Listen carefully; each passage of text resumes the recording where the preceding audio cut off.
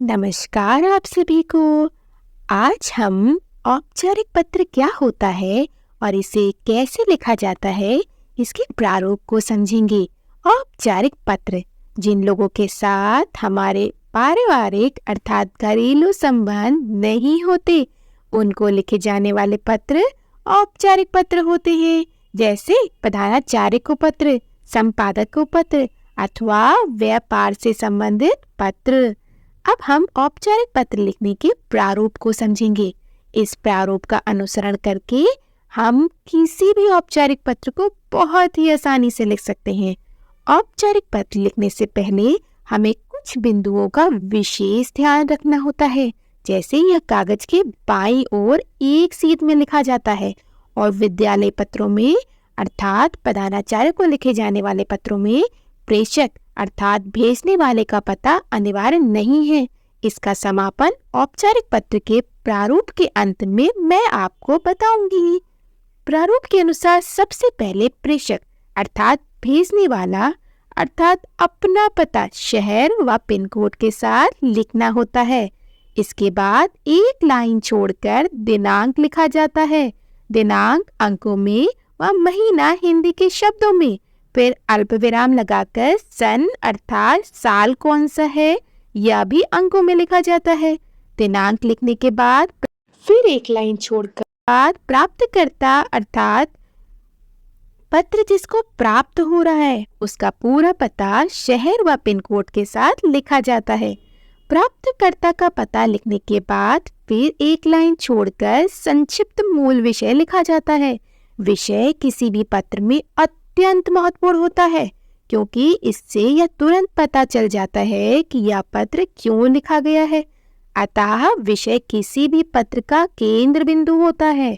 जिसको भी आप पत्र भेज रहे होते हैं उसके पास कई पत्र आए हुए होते हैं, तो वह पत्र के विषय को पढ़कर उसकी महत्ता को समझता है और उस पर पहले विचार करता है। इसलिए विषय किसी भी पत्र में अत्यंत महत्वपूर्ण होता है। पत्र के विषय के बाद एक लाइन छोड़कर संबोधन लिखा जाता है। महोदय पुरुष के लिए और महोदया स्त्री के लिए लिखा जाता है। महोदय या महोदया के बाद अल्प विराम लगाया जाता है। संबोधन के बाद कोई लाइन नहीं छोड़ी जाती और प्रारंभिक वाक्य तथा मुख्य कारण लिखा जाता है। प्रारंभिक वाक्य को लिखने का तरीका बिल्कुल निश्चित है। इस तरीके का अनुसरण करके आप किसी भी विषय का प्रारंभिक वाक्य तथा मुख्य कारण आसानी से लिख सकते हैं।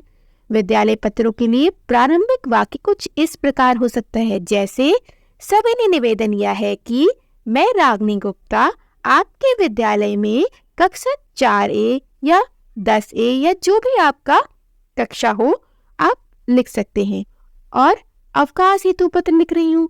और यदि आप पत्र विद्यालय से संबंधित नहीं है तो आप प्रारंभिक वाक्य कुछ इस प्रकार लिख सकते हैं, जैसे सबने निवेदन है कि मैं रागिनी गुप्ता इस क्षेत्र की निवासी हूँ और इस कारण पत्र लिख रही हूँ। इस क्षेत्र के निवासी अर्थात आप जिस भी क्षेत्र में रहते हैं उसका वो जगह लिखेंगे और जिस कारण आप पत्र लिख रहे हैं, जैसे बिजली की समस्या के लिए पत्र लिख रही हूँ, शहर में बढ़ते प्रदूषण की ओर ध्यान आकर्षित करने के लिए पत्र लिख रही हूँ, जो भी आपका विषय दिया होगा उस अनुरूप आप विषय लिखेंगे। प्रारंभिक वाक्य तथा मुख्य कारण के समाप्ति के बाद पुनः एक लाइन छोड़कर अब विषय को विस्तार से समझाया जाता है। इसमें जो भी आपके प्रश्न पत्र में विषय दिया होगा उसे विस्तार से लिखा जाएगा। विषय को विस्तार से लिखने के बाद पुनः एक लाइन छोड़कर अंतिम अनुच्छेद लिखा जाएगा। इसमें निश्चित लाइन ही लिखी जाती है, जैसे यदि अंतिम अनुच्छेद विद्यालय पत्र से संबंधित है तो आप लिखेंगे कि अनुरोध है कि मुझे इतने से इतने दिनांक तक छुट्टी प्रदान करने की कृपा करें। और यदि यह विद्यालय पत्र नहीं है तो अंतिम अनुच्छेद कुछ इस प्रकार लिखा जाएगा, जैसे अनुरोध है कि आप इस विषय पर विचार करने की कृपा करेंगे। या फिर अंतिम अनुच्छेद इस तरह से भी लिखा जा सकता है, अतः आपसे विनम्र आग्रह है कि आप इस समस्या पर विचार करें। इस तरह से आप अंतिम अनुच्छेद लिख सकते हैं। अंतिम अनुच्छेद लिखने के बाद एक लाइन छोड़कर अंतिम वाक्य लिखा जाता है। यह भी बिल्कुल निश्चित है, जो कि है कष्ट के लिए क्षमा कीजिएगा और पूर्ण विराम। अंतिम वाक्य के बाद एक लाइन छोड़कर आभार लिखा जाता है, जो कि है धन्यवाद और फिर पूर्ण विराम लगाया जाता है। इसके बाद फिर एक लाइन छोड़कर समापन लिखा जाता है। इसमें यदि पत्र लिखने वाला लड़का है तो वह भवदीय लिखेगा, और यदि पत्र लिखने वाली लड़की है तो वह भवदीया लिखेगी। और फिर इसके बाद बिना लाइन छोड़े अपना पूरा नाम लिखा जाता है। और यदि यह पत्र विद्यालय पत्र है तो धन्यवाद के बाद समापन कुछ इस प्रकार से किया जाता है। लड़के लिखते हैं आपका आज्ञाकारी और लड़कियां लिखती हैं आपकी आज्ञाकारिणी। इसके नीचे अपना पूरा नाम, अपनी कक्षा तथा प्रभाग अर्थात सेक्शन लिखा जाता है। और विद्यालय पत्रों में दिनांक हमेशा अंत में लिखा जाता है, जबकि विद्यालय पत्र जो नहीं थे उसमें दिनांक प्रारंभ में लिखा गया था। इस प्रारूप का अनुसरण करके आप किसी भी पत्र को बड़ी आसानी से लिख सकते हैं। इस प्रारूप के बाद मैंने 2 पत्र लगा दिए हैं। पहला विद्यालय पत्र है, इसका अनुसरण करके आप किसी भी विषय पर विद्यालय पत्र लिख सकते हैं। और दूसरा विद्यालय पत्र नहीं है, आप इसका अनुसरण करके किसी भी अधिकारी या संपादक को किसी भी विषय पर पत्र लिख सकते हैं। मेरा यह पहला प्रयास है।